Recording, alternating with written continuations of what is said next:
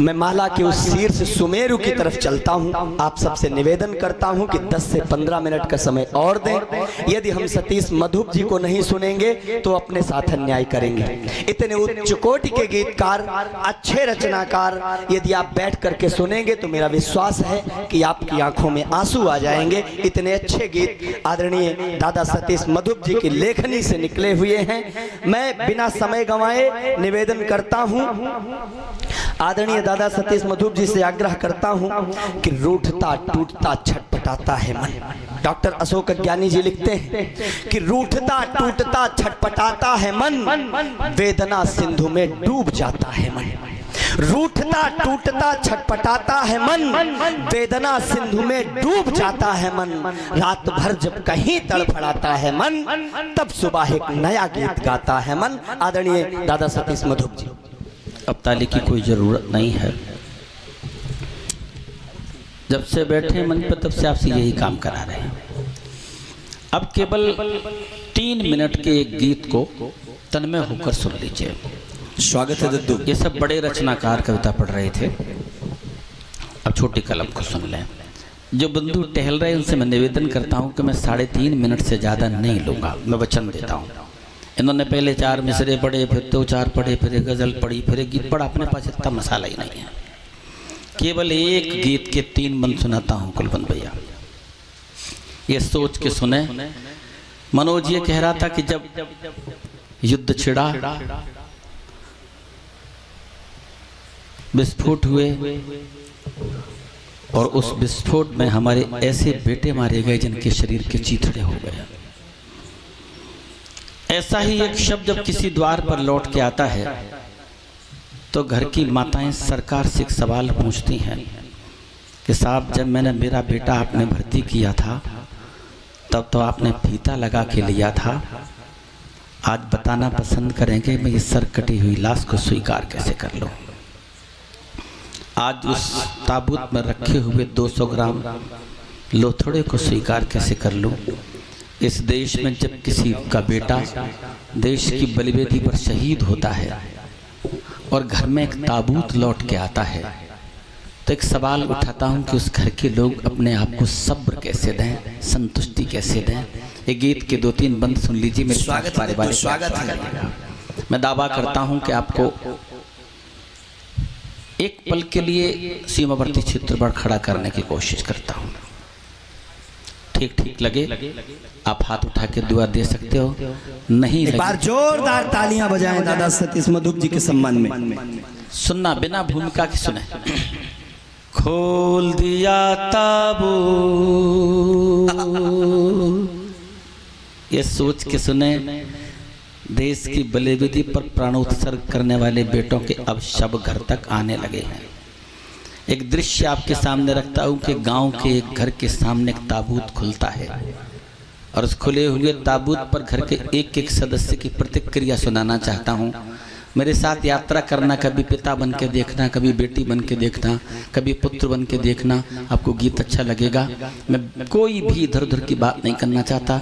अंतिम तौर पर इससे अच्छा मेरे पास कुछ नहीं है, इसलिए सुनाने की कोशिश करता हूँ। खोल दिया ताबूत बदन से, झंडा गया उतारा।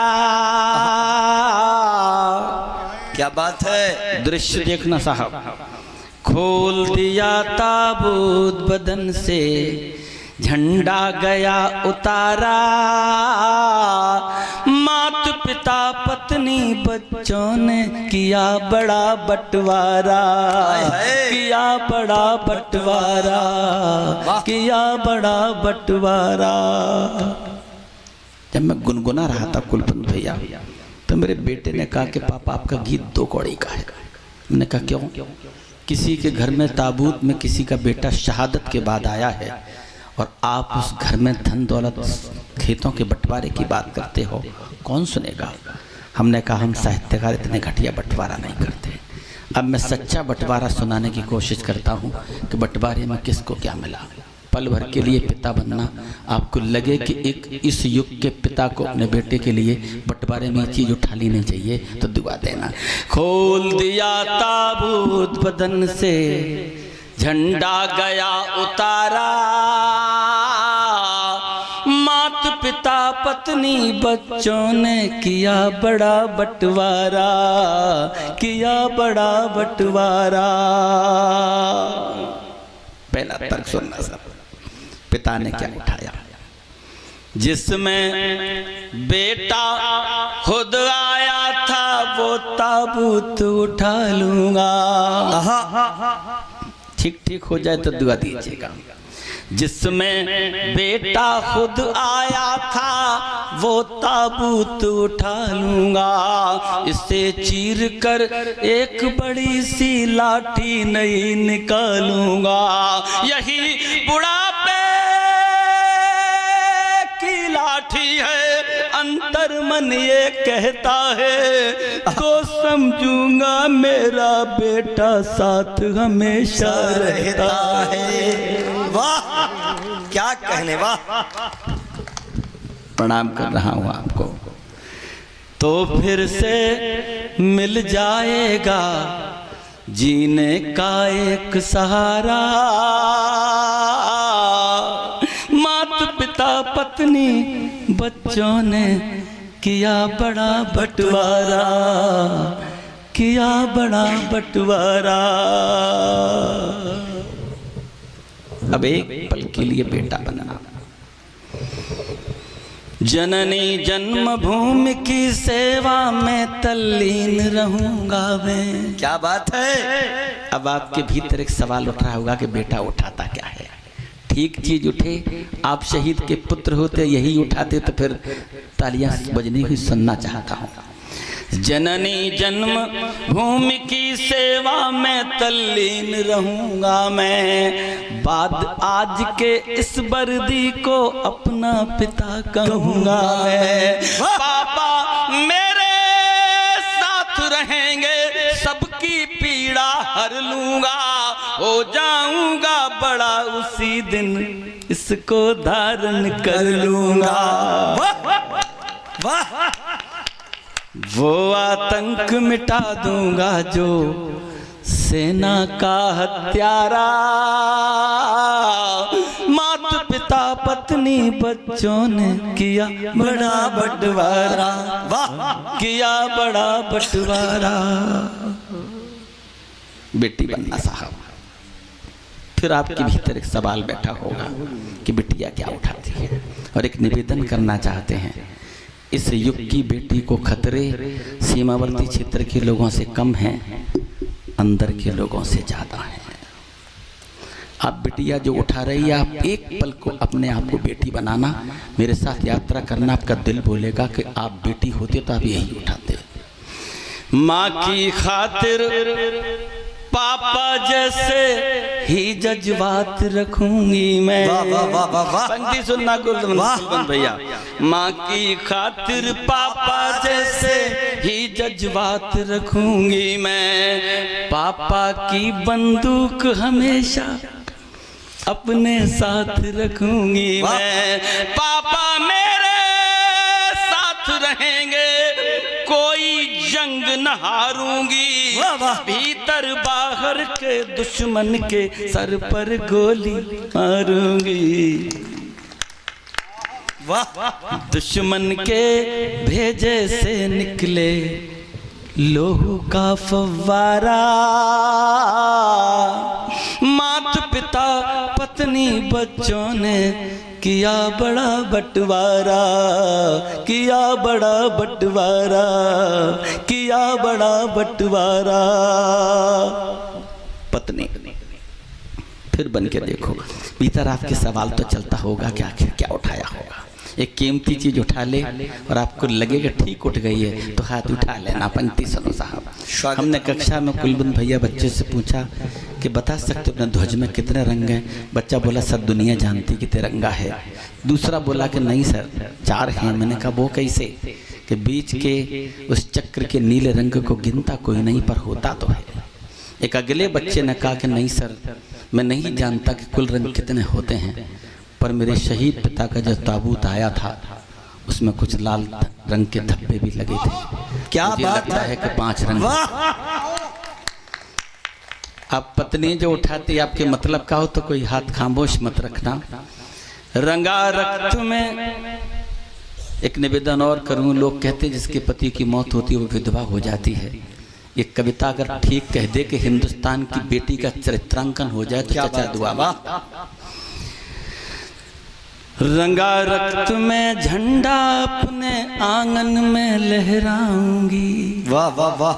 पत्नी बोलती है साहब, फिर वो रक्त मांग में भर के सातों वचन निभाऊंगे। कर 16 श्रृंगार रहूंगी, ईश्वर यही दुआ करती, अमर हुए सैनिक की पत्नी विधवा नहीं हुआ करती। वाह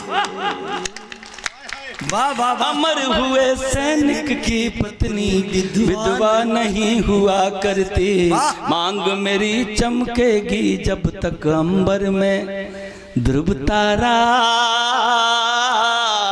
मात पिता पत्नी बच्चों ने किया बड़ा बंटवारा, किया बड़ा बंटवारा, किया बड़ा बंटवारा। 30 सेकंड और मांगता हूं। भीतर आपकी की माँ जरूर बैठी होगी इस समय। माँ की मतलब की चीज उठाने की कोशिश करता हूँ। और गुलबंद भैया इस गीत को लिखने में 40 मिनट तो लग गए, पर मैं 5वां बंद लिखने में मुझे 5 दिन लगे। मैं सोच ही नहीं पाया कि माँ क्या उठाएगा। जब मैंने कहा कि मंदिर बनाऊंगा, माँ उसमें दीपक जलाएगी, मेरे उस्ताद ने कान पकड़ के खींचा, कल बेवकूफ, दुनिया का कोई भी बेटा किसी शिखर पर बैठ जाए, माँ के लिए लल्ला से ज़्यादा कुछ नहीं हो सकता। अब एक अंतिम बंद सुनना, आपको लगे कि माँ होते तो आप यही उठाते। माँ बचपन का चित्र उठा के कहती है, तेरे चित्र में राणा जैसा भूप दिखाई देता है। वाह वाह वाह वाह। मेरे साथ यात्रा कर लीजिए साहब, एक पल को माँ बनना। तेरे चित्र में राणा जैसा भूप दिखाई देता है, राजगुरु सुखदेव भगत का रूप दिखाई देता है। सब माता का बेटा तू। राष्ट्र की बलिवेदी पर शहीद होता है आसाम का एक बेटा। कहाँ होता है? उड़ी क्षेत्र में। आँख किसकी नम हो जाती है? प्रतापगढ़ के लोगों की। सवाल करना चाहता हूँ, आसाम के बेटे का उस स्थान पर शहीद होने से हमारा क्या रिश्ता है? क्योंकि जब देश की बलिवेदी पर कोई एक अनजान बेटा भी शहीद होता है, ऐसा लगता है जैसे मेरे घर का बेटा गया हो। शहीदों से यही रिश्ता होता। अंतिम पंक्ति सुनना। माता पिता पत्नी बच्चों ने किया बड़ा बंटवारा, तेरे चित्र में राणा जैसा भूप दिखाई देता है, राजगुरु सुखदेव भगत का रूप दिखाई देता है। सब माता का बेटा तू, सब बहनों का भैया है, और तू ही मेरा राम लला है, तू ही किशन कन्हैया है। धीरज धारण कर बोलूंगी भारत का जयकारा। माता पिता पत्नी बच्चों ने किया बड़ा बंटवारा।